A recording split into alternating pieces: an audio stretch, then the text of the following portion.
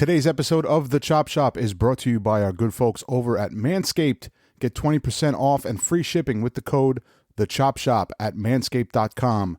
That's 20% off and free shipping at manscaped.com using the code The Chop Shop.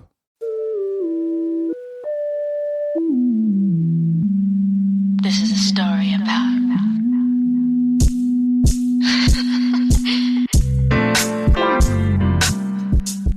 Welcome to the Chop Shop. I am Eddie James, and next to me is my trusty, very Italian person. VIP, son. Yeah, he is a VIP, very Italian person. Yeah. Today's guest, boy, we have a treat. He is the Iceman. I dubbed him that name for the way he is cold-hearted.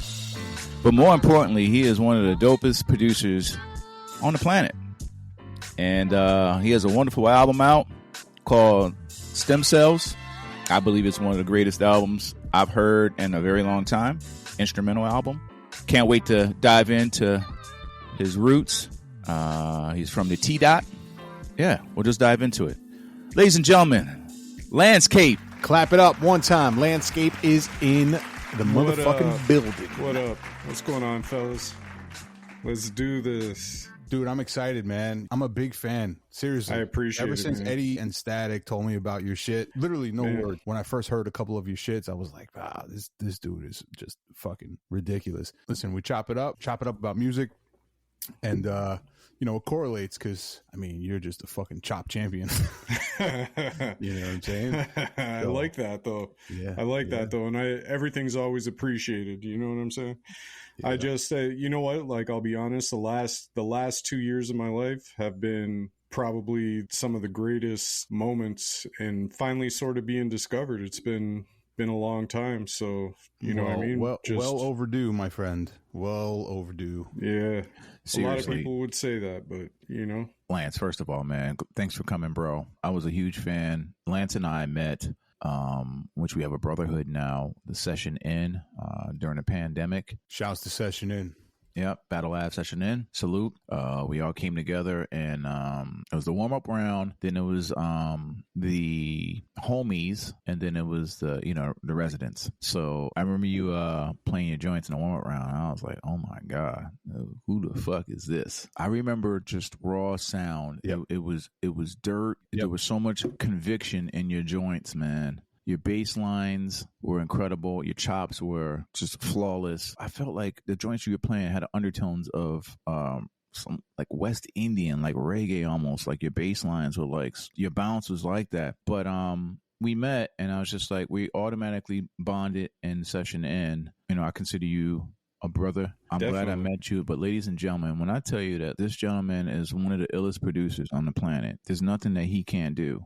Nothing. Any style. Hip hop, you want hip hop, he can do hip hop. You want R&B, he can do R&B well.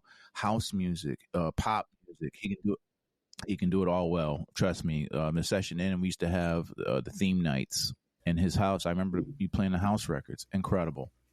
So we're so happy to have you on the show, man. And man, I'm super happy to be here. For me, the first time that I ever heard a Lancecape record, and it's Lancecape. Don't spell his name wrong, people, because he gonna tell no you. S in the name. It's not Lance's Cape. No S. Yes. You told me that a million times. I might sell Lance's capes, but right. So the first time I heard you, I thought that you were Dilla. To be honest, it was on a Frank and Dank joint, and the joint was "What Up." And it was Frank and Dank's, I believe, first single that came out the box, and it was just like incredible. It had that bounce. It was just so much energy, and I had no clue. I was like, man, Dilla's dope. Dilla's ill. For years, a good 10, 12 years from now, I just found out that was you. But it makes sense because I get it, man. What year did you make that record, Lance? the beat itself was made in 2004. I shopped it around for a little bit, like a couple, like a couple of the local guys, like all my boys who were rapping at the time really wanted it. And, like sometimes as a beat maker and, you got to be greedy and hold some shit aside for other people sort of thing. So, and then at the time I knew Frank and Dank's management because they had recently moved up to Toronto. Mm-hmm. So their management was Ivan Evidante, Junior Swift, which leads into a lot of DJ shit, but they had their own sort of management team, and they took on Frank and Dank, and Ivan himself was one of the head A&Rs at Universal Canada at that time. So that's how Frank and Dank got their Canadian deal after the MCA joint fell apart and everything like that. Mm-hmm. I mean, I've known Junior and Ivan for a very, very long time before they were managing Frank and Dank. So they asked for a beat CD. What Up was on it. Oh my God. 2 weeks later, the song was recorded, and that was like my first placement, And just the pocket, the record is just crazy. I mean, the record aged well, brother. They've told me so many stories about that record. Like when they went on tour for the whole album and stuff like that, they were doing these massive European hip hop festivals, and they would show me the footage when they came back, like of the crowds just going ape shit to that song. Because it was like a ruckus joint, you know what I mean? Like, and it was at that time, bro, like where, I don't know, that's me starting to find my sound. You know what I mean? Because up until that point, I was making beats. I never stopped making beats. But then at some point, something just clicked. I always tried to have a dirty sound. You know what I mean? A lot of sure. It doesn't day, the energy is one thing, but I grew up. My favorite group in hip hop, or two of them, I'll say this: EPMD and Showbiz and AG. So, I mean, at that time, PMD's beats, Eric Sermon's beats, Showbiz for the drums, like that was who I wanted to be. And they came with, and I know Show and A, they had some party records on like Runaway Slave album and everything, but everything just had that dirty bass line, the sound, you know what I mean? It was just very dusty and dirty. Yeah, not too many people talk about Showbiz. Oh, man, he's very so underrated. He's top 5, dead or alive. I don't care. You know what I mean? I used to get into a lot of hip hop arguments because Show and A to me is over Pete Rock and CL. But that's just because of my personal, like me growing up on a lot of different music than you guys did, coming from the white side, you know what I mean? Like my dad was that 70s acid dropping rocker, you know what I mean? So Pink Floyd, Zeppelin. So now, like they're dirtier songs, like, and John Bonham drums and the spaced out Pink Floyd shit. Like that's basically what molded me. And then growing up in Toronto, when I first started making beats, all my friends are West Indian. So you saying, the reggae sound, it does. I mean, like, listen, you can do a lot of stuff and a lot of joints, and you can wear many hats, but your bass lines, I just feel like your drum work sometimes feels West Indian. You know what I'm saying? Like, man, and it's dope. It amazes me because I've never heard anybody say about Showbiz as being an inspiration. But no disrespect, Showbiz is one of the illest producers, but never gets his credit. And but I've never heard anybody use him as a reference. But I get it, though. I get it because he's incredible. It's the sound. You know what I'm saying? Like, I love Pete Rock. I listen to for different things, but when I grew up in listening to darker sounding music and with very, very heavy drums, I'm going to gravitate to that. You know what I mean? When it comes out in my music. I get it. Showbiz, and then there's Eric Sermon. So your first introductions to hip hop, like there are a lot of talented artists that are in Toronto. Socrates. Did they have any influence on you guys, like early on, like on you? So I come from a crew in Toronto called Monolith. All right. Okay. And that was basically a bunch of high school kids. There was 2 crews at the time. Me, Nish, Black Hat, Corey D's. We were in a crew called the Horde. And we were more the South Scarborough crew. Nish from Cedar Hill, people. Nish, Cedar Hill, yeah. I've known Nish since like grade 6. Like that's one of my brothers. You know what I mean? Like, yep.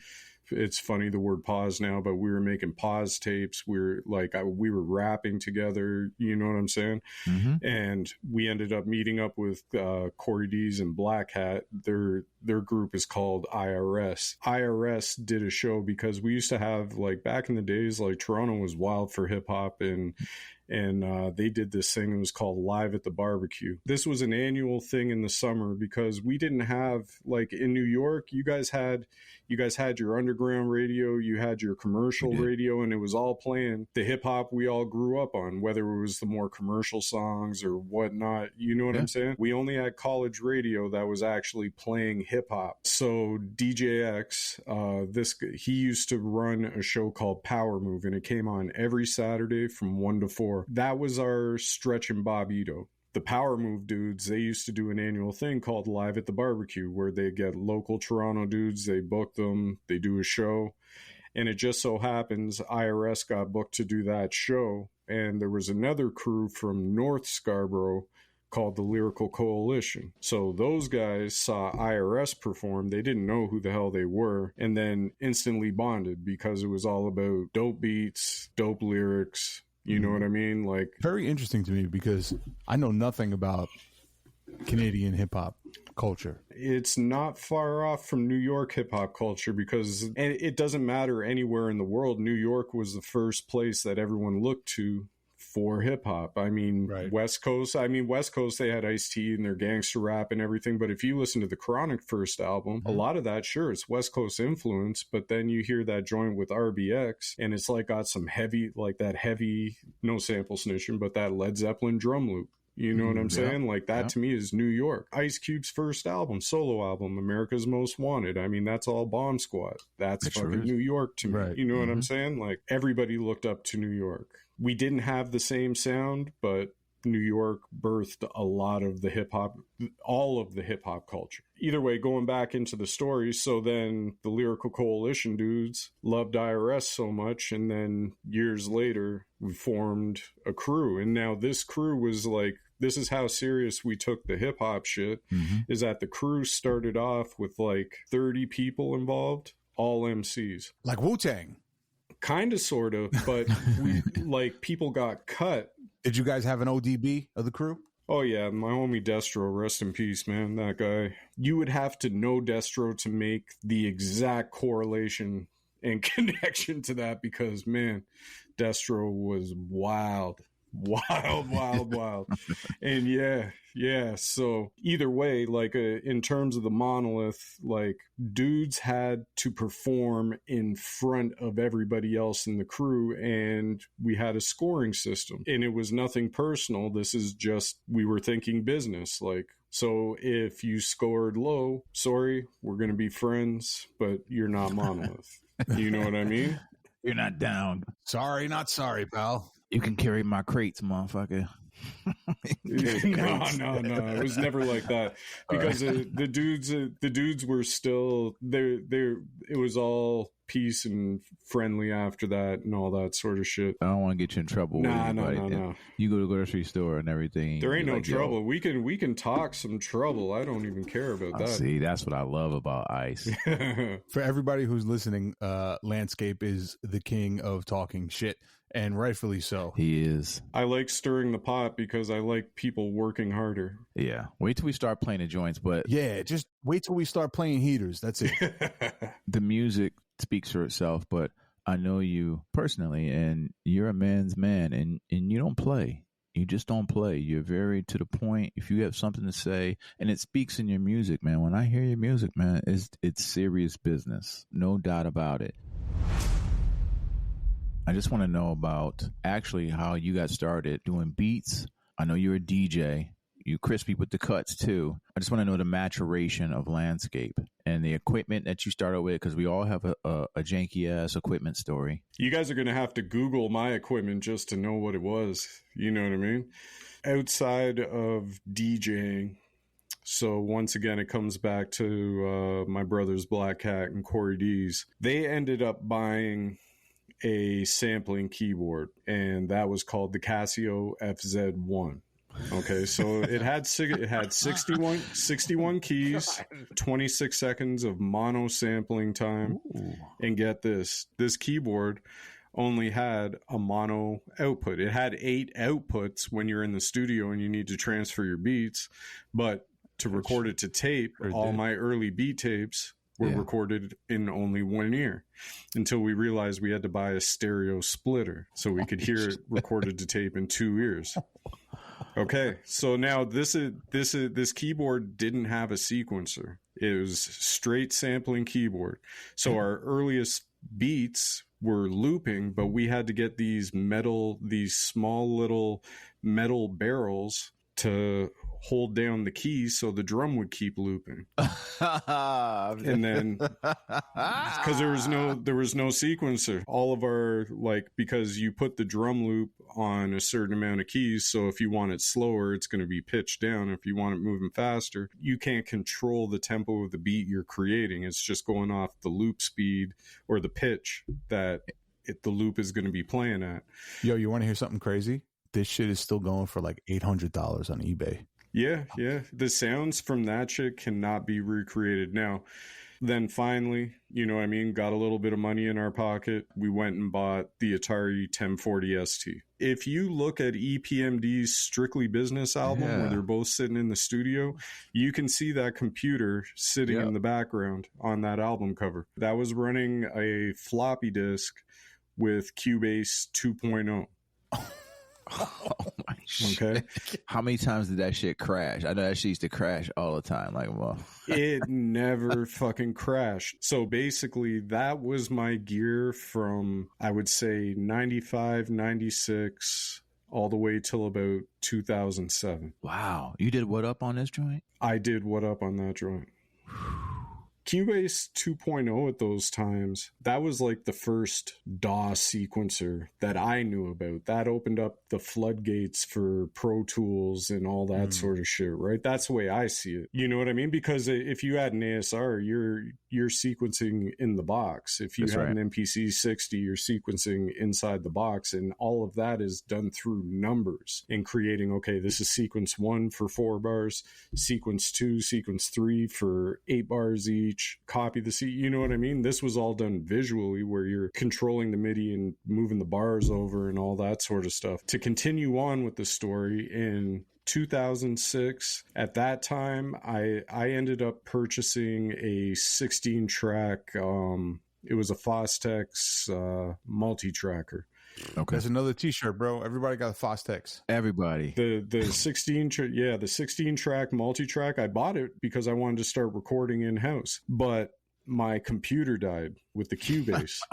You hate that shit. You get a new piece of equipment and then the other shit failed. Yeah, and that thing is not meant to make beats on, but I had to make beats. So I went through, there was a whole year until I got my Mac with Logic. There was a whole year that went by where I was playing my beats live. Like, I would start with the snare, I would listen to the click. There's no quantizing in the multi-track because you're just recording audio. You know what I'm saying?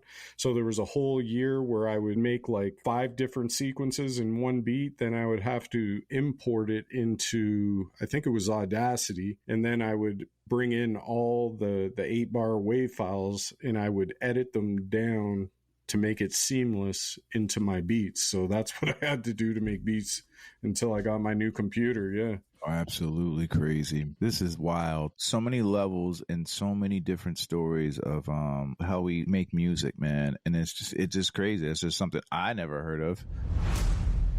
Your first placement, it was the Frank and Dank record. Frank and Dank record, yeah.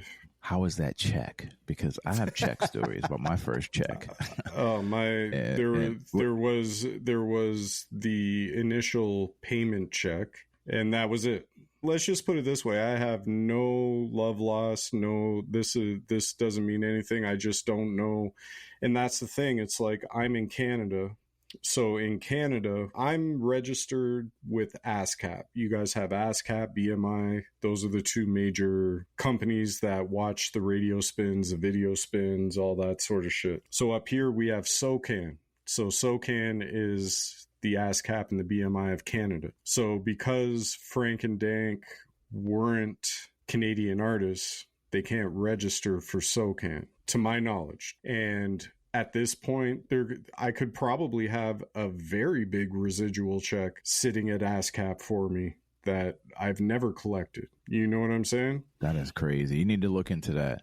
There could be. There could very well be, because I've called ASCAP a couple times and they tell me they don't have me in their database, which is weird because every time I get a SOCAN statement, it shows me that ASCAP is your American representative. So at the end of the day, I need to do my own digging, and I'm not gonna listen, man, that record came out in 2006, I believe. We're in 2023. I'm not, you know what I mean? I'm about moving forward now. That was a great jump off, especially in the MySpace era, for a lot of people to find out who I am. And listen, Eddie, you talk to Frank, you talk to Dank on your own times or whatever, and I'm telling you right now, they say the same thing as you. Everybody thought it was a Dilla record. I was that close to possibly meeting Dilla before he passed, rest in peace. Dilla and Madlib were the ones that told Frank and Dank that needs to be their lead single. The fact that they actually heard it, gave feedback, they could have been like, nah, it's gotta be something from the D or some, the B-side was an Oh No record. Oh No's a monster. You know? Just at that time, I was like, fuck the check. I'm just happy to know that two of the gods gave their stamp of approval, because everybody think it's a Dilla record, but they didn't come back being like, what was the word Dilla and Madlib used to use all the time on Champion Sound for people that bite their sound and shit? It was a carbon copy. It was something like that. I think it was clones. I think they used to call them clones. You know what I mean? But anybody that has soul in their music in terms of the pocket and the bounce, it would be foolish to say that, you know what I mean, nobody took nothing from Dilla or Madlib or Eric Sermon or... Dre or Quick, or you understand, like Battle Cat. There's a pocket, and those are the gods right there. So it's at the end of the day, not having that over my head, whereas like, what's this fucking biting shit that you're doing? You know what I mean? And Frank and Dank are my boys. Those guys are my boys. Yeah, peace to Frank and Dank, man. Fucking legends, man, for real.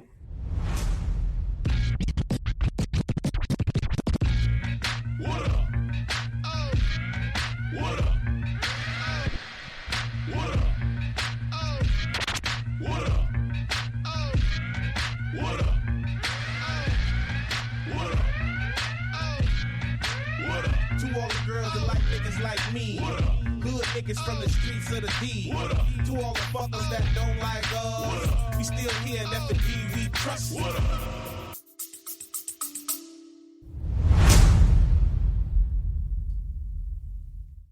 Attention, basketball fanatics. It is game time. That's right. NBA season is back. You already know, Knicks tape all day long, but it's okay. Even if you're not a Knicks fan, we got an MVP slam dunk for you this season. That's right. Our friends over at Manscaped, they just put out some game-changing stuff. This trimmer is 100% your new MVP. It's going to give you that nothing but net feeling once you're done. The brand new Lawnmower 5.0 Ultra from Manscaped. Do not be the guy who fouls out in the grooming department. Be the guy that scores 20% off and free shipping with the code TheChopShop at manscaped.com. Get the Lawnmower 5.0 Ultra and get your grooming game in championship form. Let me break down the play-by-play for you real quick. Inside this package, the star of the show, the Lawnmower 5.0 Ultra. This is their 5th generation trimmer. It has 2 interchangeable blades. It's 2 razors in one. There's a standard blade for taking a little bit off the top and their new foil blade, which will keep you nice and smooth wherever you decide to shave. The Lawnmower 5.0 Ultra also features dual LED spotlights. That is right. You could shave your balls in the dark. Trust me, I tried it the other day in complete darkness. No nicks, no cuts, complete darkness, smooth balls. Don't forget, if you're taking it on the go, Manscaped's got you covered. This puppy comes with the travel case already. It even has a travel lock feature on the device itself to avoid any accidental powering and weird looks at the airport. We are on the cutting edge of cutting pubes, people. Upgrade your ball trimmer and your life will follow. Once again, get 20% off plus free shipping with the code TheChopShop at manscaped.com. That's 20% off plus free shipping with our code TheChopShop at manscaped.com. I could promise you, you've never seen a ball trimmer look like a spaceship. This thing is a spaceship. Get yours today from our folks over at Manscaped. Ladies and gentlemen, Lancecape got it all. He can cover anything, and I know it to be true. This Joker is one of the illest producers on the planet. Moving forward to beat battling, we're talking to DJ Static a week before. He got started off early on. His earlier roots were beat battling too. What possesses a young Landscape to say, "Yo, I'm just going to start destroying people"? Because you're still doing it right now. Like, yeah, for real, bro. You just won the Smack Pack Challenge, Smack Pack Challenge 15. Yeah. I've won twice, but I mean, I made the finals, I think 8 times total out of 15. Oh, and I think he got robbed. No, I didn't really get robbed. I didn't get robbed in any of the ones. Like, let's just put it this way, like robbed. Nah. I'm never taking that. I lost. To be completely honest, I think since 2008 or 2009, I've battled once every year up until a couple weeks ago. The battling isn't easy. You got to learn how to fucking beat battle. You know what I mean? Like, shit, dude. Like, it's no joke. You really have to learn the art of it. And if you're not willing to learn it, and a lot of these guys in the Ski Beats competition and whatnot, like, I mean, I think they're just doing it to be heard. Right. You know what I mean? Like, I entered it, like, to be completely honest, I bought all the skis packs from the beginning of the friggin' pandemic. You know what I mean? I had volume 1. I was just fucking around. You know what I mean? But where it's different for me is when there's vocals involved. And that's why I tell artists, I'm just like, send me something so I can show you what I can do. Send me something that you like the vocal, but the beat is not what you thought the song was going to be, but you still love the vocal, and it's not like some dated, you're not quoting anything from like 2015 or some, you know what I mean, some shit in there. Just send me some vocals and let me show you what I can do with it. As soon as Ski introduced vocals into that, that's when people heard me. That's when you found out about me. That's when, like, my Instagram went from 475 followers to 1,500. You know what I mean? Like, quick. That's what I mean. Yeah, quick, very quick. Rewinding back, your earlier battles. Started off doing local Toronto shit, you know, like, I mean, I would make it to the second, third round in there. I won a couple around Ontario or whatever like that. But then, like, I started, like, when YouTube started blowing up, I started seeing the Red Bull, like the big tunes. Yeah. And I saw, you know what I mean? Like the shit going on, like the LA ones with Swift D versus Babu, you know what I mean? And I was just like, oh my God, this is actually a thing.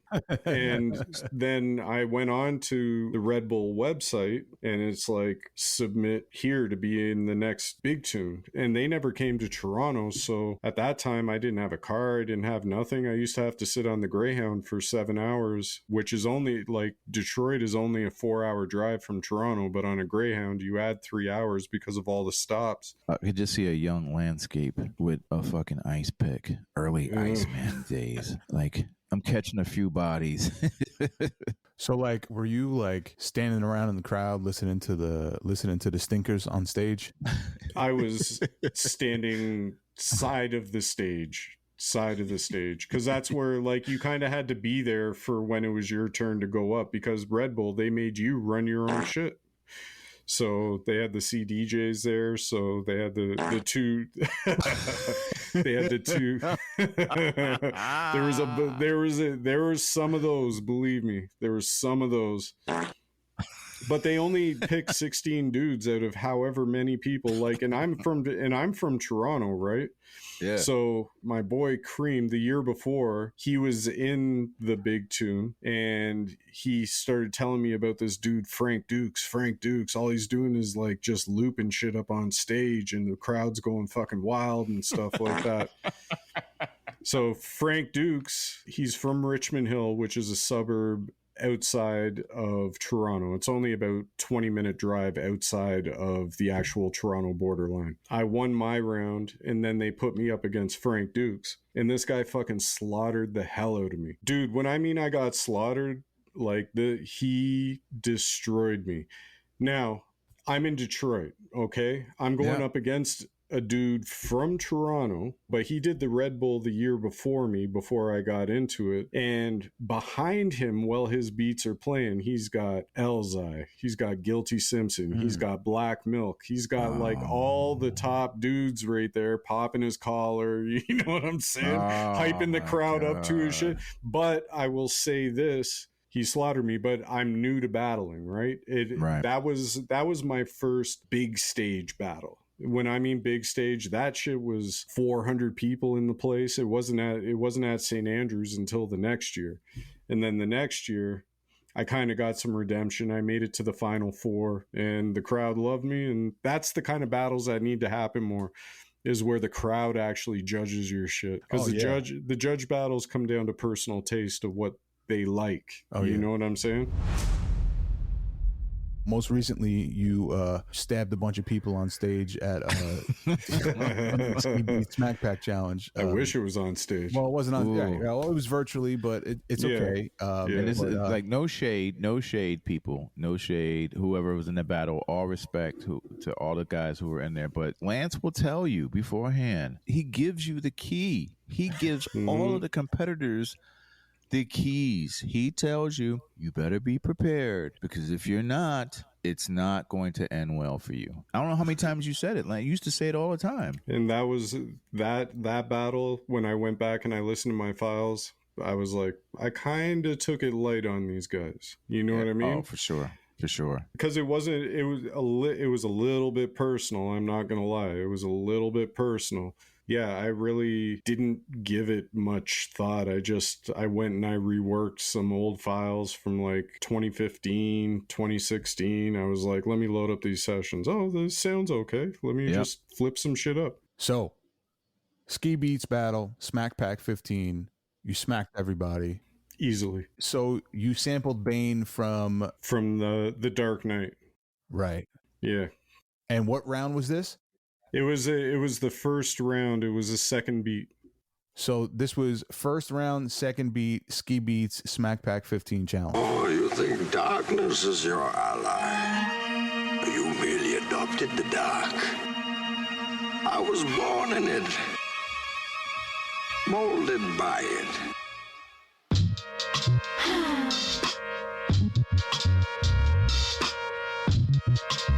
You hear the bass glide? Flawless victory.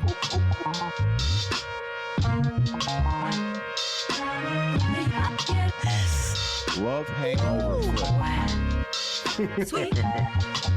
Hold on. Pause it for a second.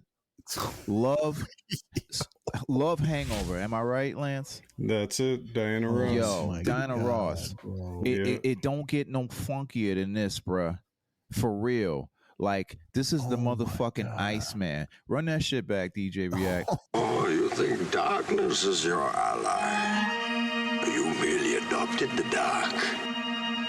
I was born in it, molded by it.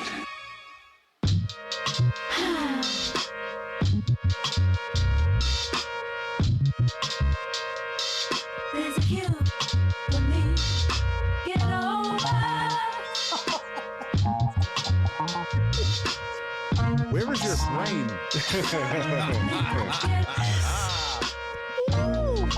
The Oh, the fucking Iceman.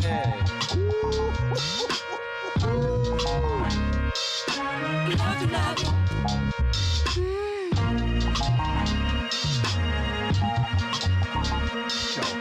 I don't wanna get over. Oh my god. Yo, stop fucking. Oh my god. Yo, dude, that's the first round. First Yeah. round. Eddie, that's That the poor- first round. Whoever you See, were I in the don't first like to round. me that beat is a vibe. It's not necessarily a battle beat.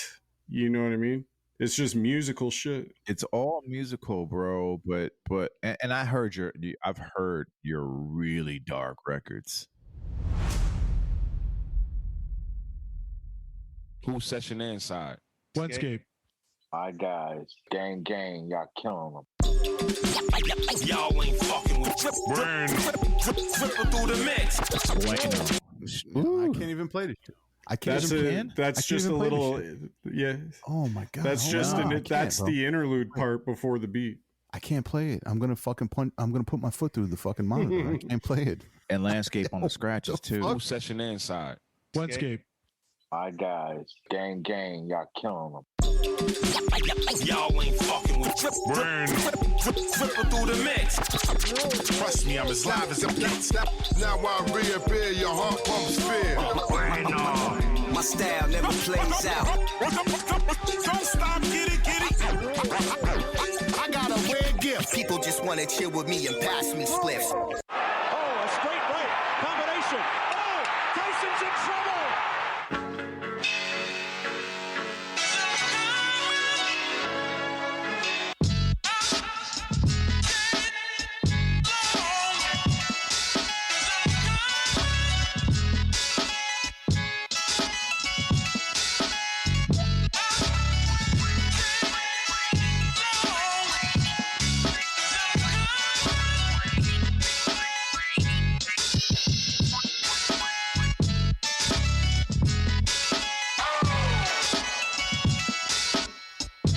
Cut it out. Just cut it the fuck out. Yo, That beat always works well in a battle. it does. I told Lance in the corner like Mickey and fucking Rocky and shit. Rock. Who's up? Landscape. Landscape's up. Let's go. Now, sound boy, will you do anything for my sound? Yes, I will do anything for your sound, even kill myself. Well, go up on the 24-story building and jump off. If you want it, come and get it. If you want it, come and gun butter sound now.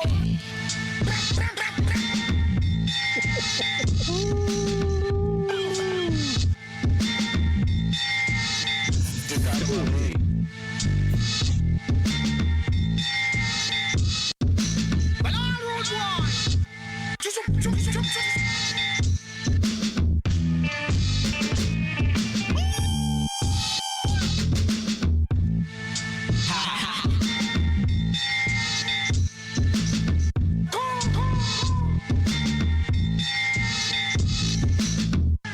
Come mash up them some.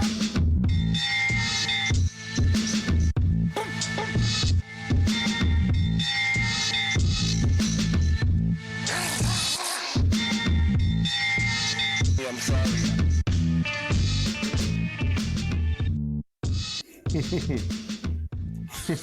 Listen, I'll just go out here. I'm just gonna say it.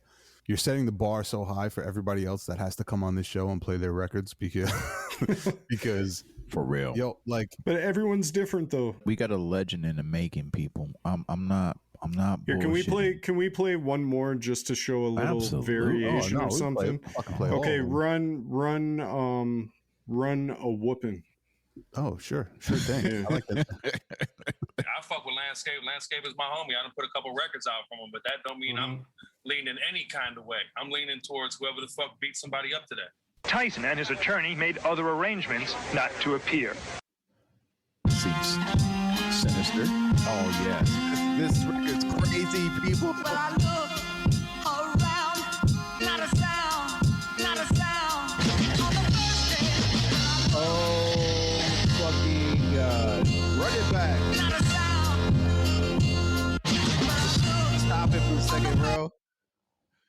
And this Are isn't you even kidding really. me? This isn't even really a beat. It's not like nobody could actually rap or do a song on this shit. It's just some wild shit. The art of beat battling, what we were talking about. You gotta have your shit together. It's about sonics. It's about what's coming out. Like the wording. You have vocals in it that are subliminal messages. Just play that shit again. React. This is literally the art of chopping. I fuck with Lancecape. Lancecape is my homie. I done put a couple records out from him, but that don't mean I'm leaning any kind of way. I'm leaning towards whoever the fuck beat somebody up today. Tyson and his attorney made other arrangements not to appear.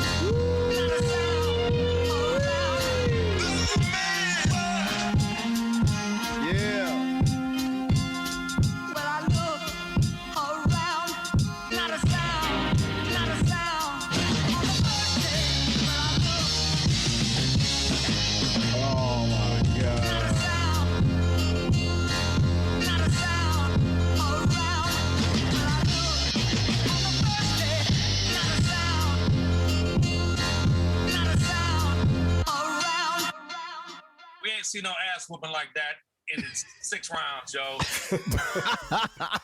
Shouts to House Shoes. That was House, right? House Shoes. Yeah. Yo. Yeah, that's my brother's shoes. Let's run this nail in the coffin joint. I said if they lost, we gonna take them in the backyard and get their hands right. Yep. You notice that the team always got their hands right, right? Oh no. Must be on the jock. Got to get the dough. All I'm pull on from the top, I tell you, man. I said if they lost, we gonna take them in the backyard and get their hands right. Yep. You notice that the team always got their hands right, right?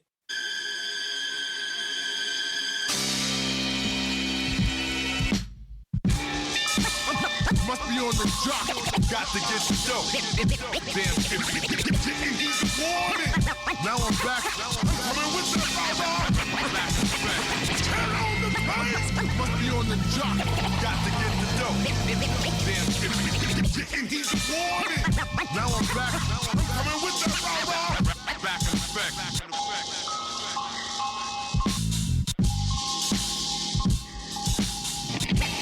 Ready, cause when shit gets heavy.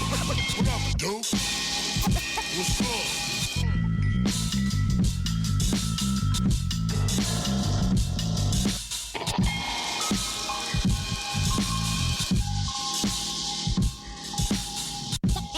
Danger. I don't play clown. Be alert.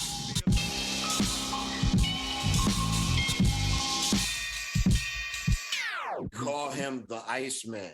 Iceman. All right, go watch the Iceman tapes on HBO and all that. Wow. And then you will understand Lance, you who are this special, man bro. is. Lance, man, I can't even your sound is, I can't even wrap my head around it. Pause, because there's still there's still rhythm and soul in that deadly shit, bro. I can hear it. Everybody else can hear it. Your pocket, bro. Oh, sorry, that was an accident. I'm sorry. No, that's okay. We're bringing James Brown out now. Sorry. You might as well. If we're doing that. There we go. That's how I feel when I listen to. This is what happens when Lance ice picks his fucking opponents.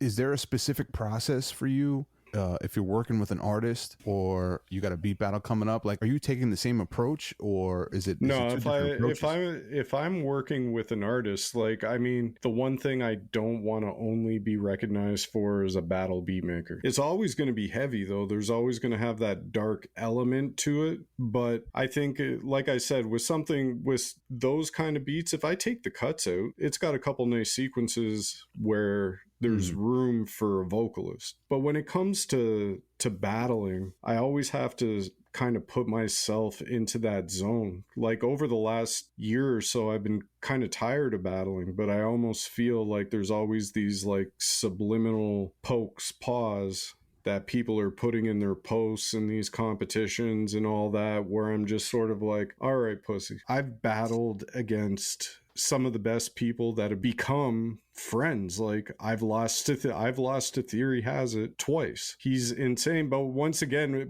you get Theory in that zone where it's about battling, he's gonna fucking destroy everything. I was there for that, for the battles with Theory Has It. There's something sinister with both of y'all, and not similar sounding, but your approach to beat battling is very thought out. Then you have a guy like Soundtrack, who's just literally just, his sound is so big. Yeah, his sound is so big. He's gonna clobber you with them shits like haymakers for real. I personally think the greatest alumni that ever came out of the Smack Pack series is you, Theory, and Soundtrack. Hands down. I can't think of anybody else. There was 5, 6, and 7. It was me, Theory, and Soundtrack making it every round. It got to a point where dudes started complaining that it was the same 3, but I look at it like this: it's like, step your game up then. You know what I mean? Okay, fuck it. If nobody else ain't gonna say something, I am, man. Please retire that shit right there you just did after this fucking round, because that was trash. What? This style, I'm mastered in. Crazy, dirty. Over. Fuck you up right now. Over. Over. Over.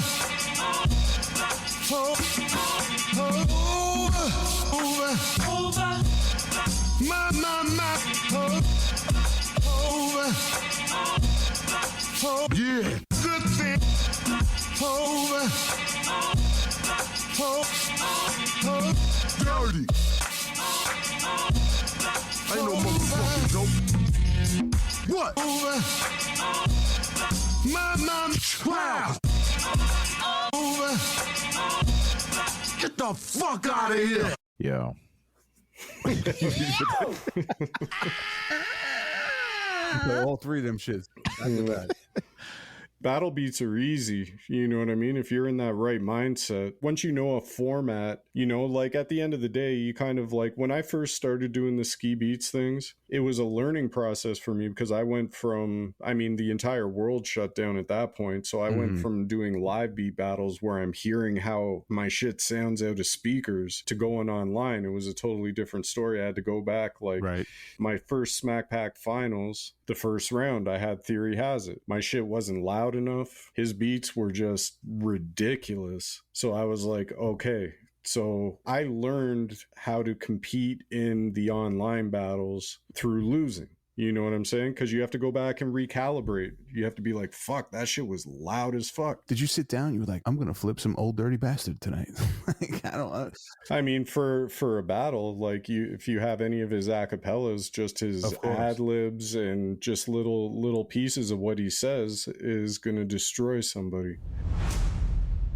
Let's talk about Stem Cells for a second, because Stem Cells is an album that you just put out, correct? Yeah, a few months back. How did that whole project come about? I mean, I know the concept around it, the name Stem Cells hints at something. Care to elaborate? So I started using the stems was from Eddie. He sent me a link. I was like, this is getting interesting. But you know what, Lance? Hold up. Lance, before you even tell that story, I'm glad we're all 3 of us are in this room, because Lance, ladies and gentlemen, everybody, I got the stem plug from DJ React. There we go. See, there we go. Everything dead serious. Everything goes around. We did. You know what I'm saying? That's right. You sure did, pal. So okay, so I got it from Eddie, who got it from React. Okay. Yes. So I started going through, I started listening through, and I was like, holy shit, this is fucking crazy.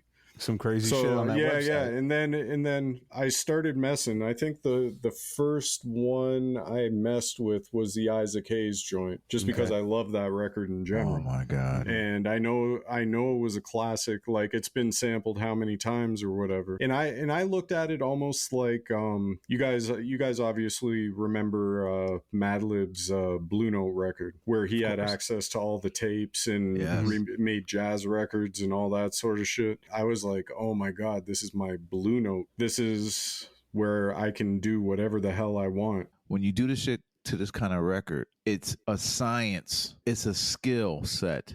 If you can mangle records and turn them around, the stems that you have, that's just the artwork in itself. Stem Cells, ladies and gentlemen, is a fucking album, but it's not. It's beyond an album. If you want to call it a beat tape, guess what? It's the best beat tape I've ever heard, hands down. Oh man, that's crazy. No, and I'm not saying that, bro, because you're the homie, but I seriously think, one of the dopest pieces of art that I've ever listened to. Period. Man, I appreciate that, man. And I hold it high. Play the Isaac Hayes joint. You played it before React. Just run a little bit of that record.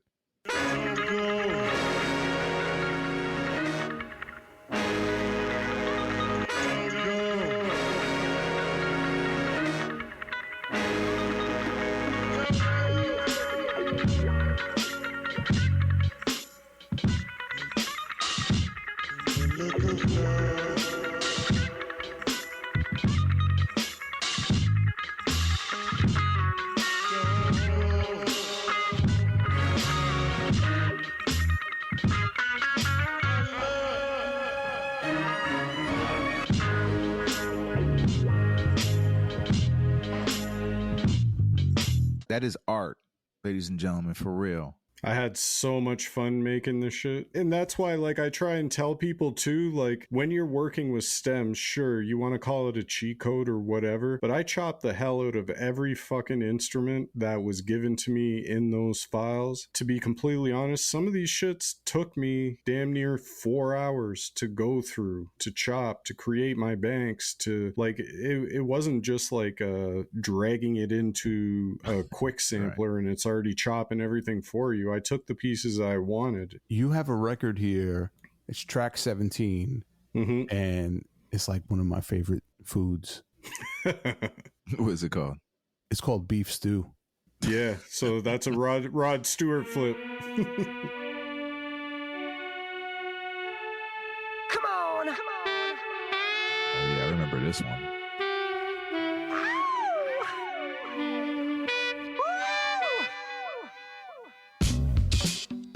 Just no. So nervous. Exactly. It's just cute. Nervous. The illest beat tape, for real.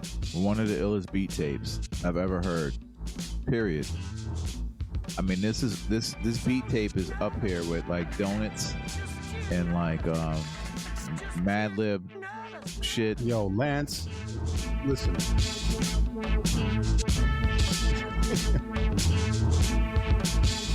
Crazy. Dude. Like, no words, man. Like, I don't even have any words. I really don't. And you're speaking to us. There's a subliminal message. I already know it. You laughing, but I can hear it. Like, oh my fucking God. Oh yeah.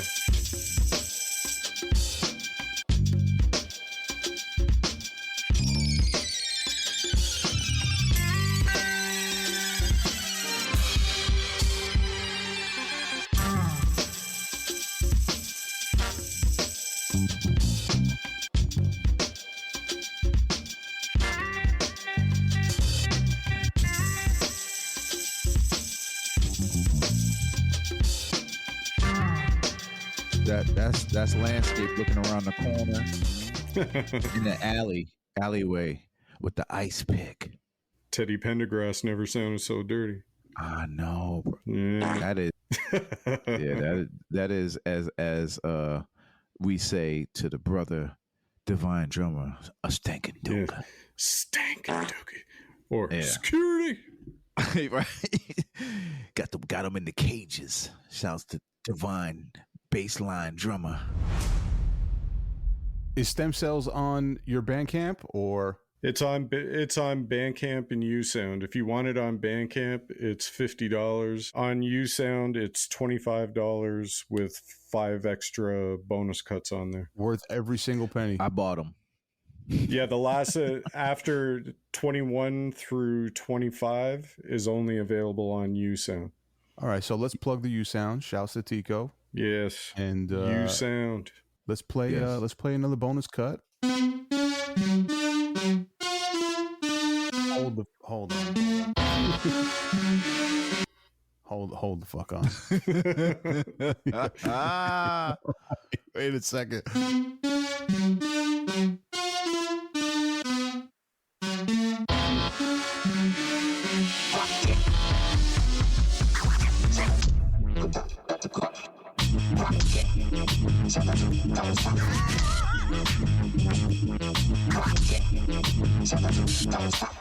Yo, what the fuck was going through your head when you made this shit? No, react. I'm telling you right now, 30 years from now or 20 years from now, they're going to come back to this record, to the Stem Cell album, and I'm telling you, it's gonna be like a fucking some Picasso but Van Gogh type shit. I'm telling you, bro.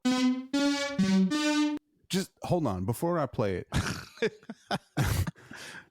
Before I play it, were you smoking anything before you fucking sat down and made this shit? I barely smoke.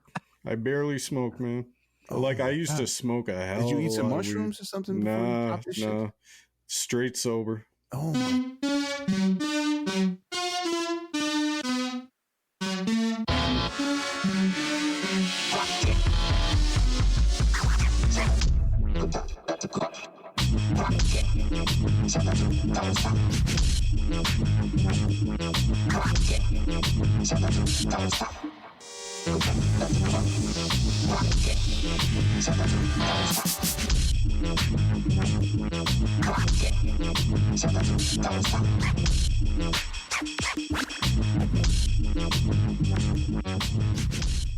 This might be one of the dopest fucking flips I've ever heard in my life. Period.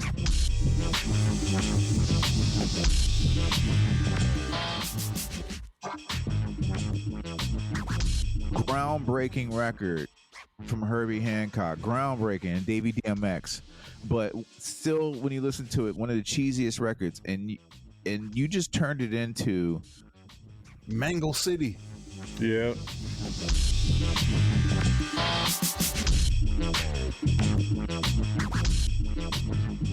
This is what murder sounds like. Oh, wait, hold on. What was that? What did he just say? I have no idea what he says.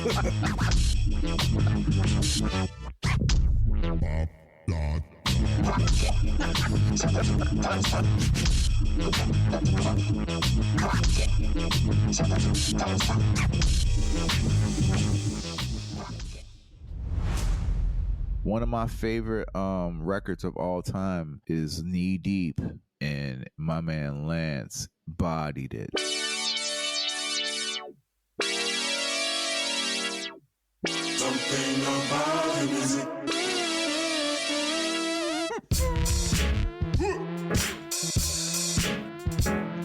Yeah. It didn't work now. Something about the music. She always makes me mad. She's free.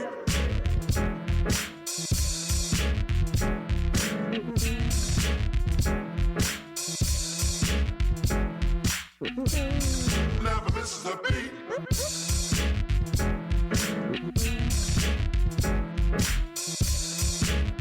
She was so funky.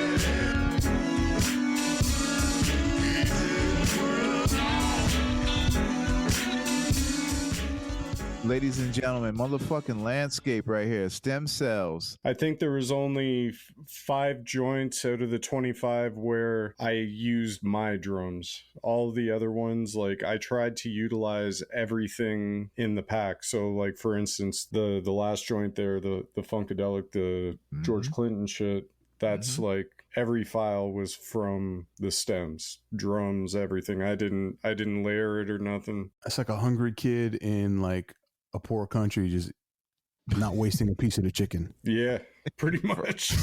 Pretty much. Down to the marrow. Yeah, dude. Pause.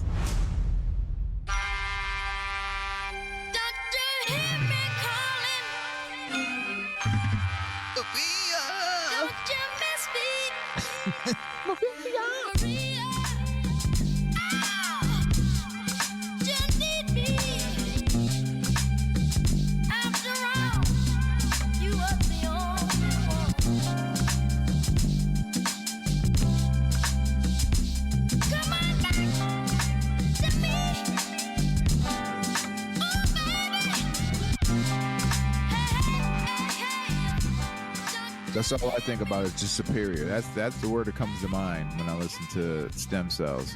You have a new album coming out soon. Can you just let the people know about what you're doing right now? Well, right now we just dropped the first single from the rework. So I've been working with the homie K, who I met through Sessionin once again. He has a band called The Rue, and they're based out of Houston. They're a live band. He hit me up because of Stem Cells and asked me if I would be interested in remixing their entire album, and he wanted me to flip up their stems. So dope. Yeah, so I flipped up their entire album, and then on top of what I did, the band came back and re-added some new shit. Like, we got everything from like live drums added onto it to more bass, more guitar, more keys. He even got this, I can't remember the dude's name right now, and I hate myself for it, but jazz keyboardist that has all these synths. I think Kay was in Tennessee at the time, and he hooked up with his boy, and this guy came back and added like no VSTs, like straight like vintage synth work to a lot of the records. It's the Rue times Landscape remix. So we're remixing. It's called because their album was called Bechamel. They're the Rue, so it makes sense. So this is the Redux, featuring C-Red, Tierra singing, my homie from Cedar Hill, Nish, we got him on a song. We got YU up on there. I think we're waiting on a verse from Four Eyes. Ooh, another LMC.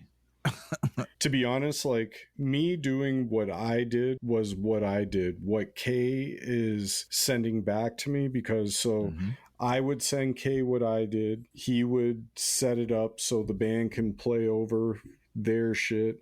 Then Kay sends it back to me.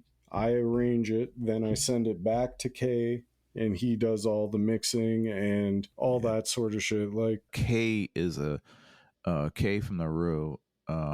Out of Houston, am I right? Yes, correct? Houston. Yep. Another incredible producer, musician, and actually MC. Yes, he busy. Is crazy on the mic. He is crazy on the mic. This is how it happens, man. It's a very organic conversation here. Yes, sir. I can't express my gratitude. I stay learning.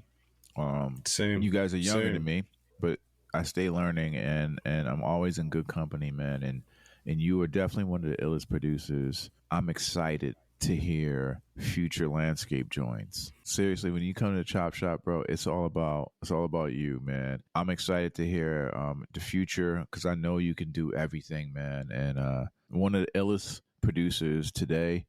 You're gonna know about them for a very long time.